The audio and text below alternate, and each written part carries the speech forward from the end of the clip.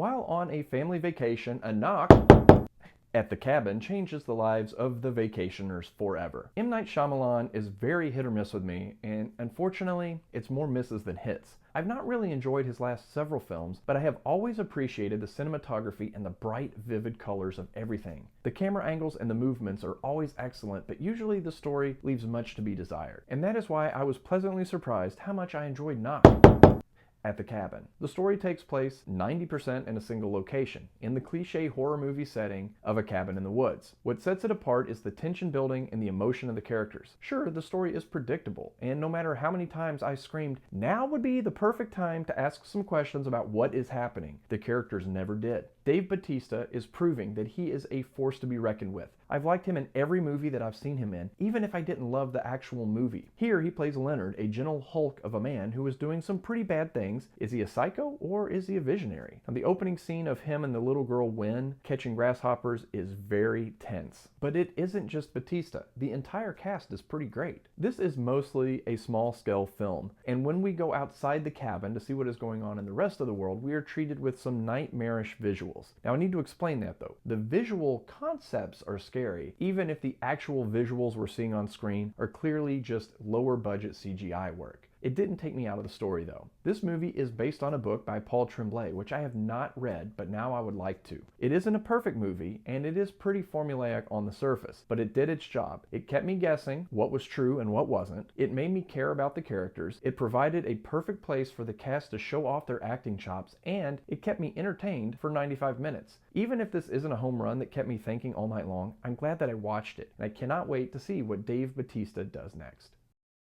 Catching grasshoppers, hiking in the woods, hugging your dad, Ron Weasley standing next to a professional wrestler, singing in the car,